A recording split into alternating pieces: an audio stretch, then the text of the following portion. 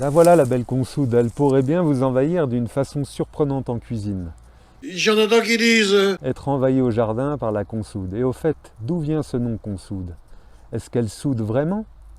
Eh bien, figurez-vous qu'elle porte bien son nom, puisqu'elle permet effectivement de ressouder les os lorsqu'elle est utilisée en cataplasme.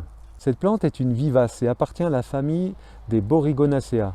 On pourrait aussi la confondre avec la bourrache qui fait partie de la même famille également et avec laquelle on pourra faire de l'huile. Mais la bourrache possède des feuilles plus arrondies et dentelées, tandis que celles de la consoude sont plus allongées en forme de lance et pas dentelées du tout.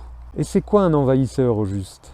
Et d'ailleurs, on devrait dire envahisseuse, parfois appelée extraterrestre, ou les êtres galactiques pour les plus avancés. Hormis qu'elle n'a pas la même tête que nous, les êtres humains, eh bien, on peut la définir comme une identité extérieure à notre société ou conception de notre vie. Cet envahisseur, parfois, il surprend, il effraie ou il énerve. C'est essentiellement dû à la non-compréhension du langage de cet envahisseur et de ce qu'il vient nous transmettre.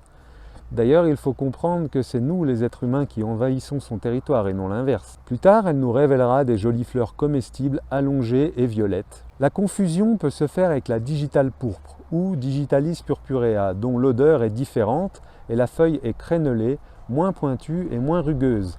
Cette confusion a déjà donné des cas mortels, faites donc très attention.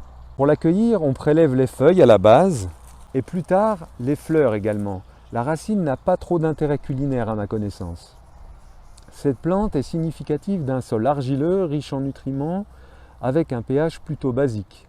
Les poirées, les haricots, les poireaux, les pois, les épinards ou la menthe se plairont à ses côtés. Ses racines profondes lui permettent de récupérer de la potasse qu'elle partagera généreusement avec vos légumes. Cette plante a une particularité originale d'avoir un goût iodé rappelant le poisson, surtout après cuisson. Certains l'appellent la sole végétale. On va donc principalement cuisiner ces feuilles en beignets, en tarte, gratin, en rosti ou mélangées au riz également. Aujourd'hui, c'est à l'apéro qu'on va la servir. On a ramassé des feuilles les plus belles possibles, on va en réserver de côté. On va en mettre à peu près 3 à 4 par personne. Voilà. L'intérêt, c'est vraiment de faire ressortir aussi ce goût de poisson.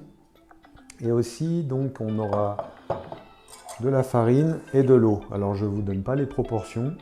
Vous faites, ça se fera à l'œil. On verse l'eau tout simplement dans la farine jusqu'à obtenir la consistance que je vais vous indiquer. Et donc l'intérêt avec cette plante, c'est que comme elle est iodée, il n'y a pas besoin de mettre de sel dans la préparation, qu'on peut mettre parfois quand on fait les préparations à beignets, parfois en sale. Et là, il n'y a pas besoin. Donc là, on a la bonne consistance, vous voyez. C'est un petit peu comme une pâte à crêpes, un peu plus liquide qu'une pâte à crêpes quand même. Ensuite, on va simplement faire tremper nos feuilles dedans. Alors moi, j'essaye de garder toujours un peu de verre pour qu'on voie qu'il y a la plante en fait, le verre de la plante. Et là, maintenant, on va les faire revenir.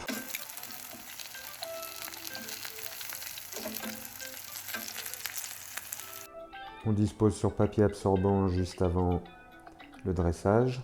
J'ai mis quelques petites fleurs de violette qui sont de saison. Si vous avez d'autres fleurs, n'hésitez pas. Là, l'avantage, c'est que les fleurs de violette se mangent également.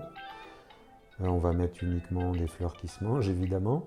Vous l'avez sûrement remarqué, cuisiner les plantes sauvages demande de la connaissance. C'est ainsi que j'ai créé l'abonnement de l'école de cuisine des plantes sauvages. Pour qu'enfin vous ne soyez plus dubitatif devant les plantes sauvages et surtout savoir comment les préparer de manière créative et goûteuse. En échange d'un mail, vous pourrez aussi télécharger mon livre de cuisine gratuit avec 18 recettes végé aux plantes sauvages.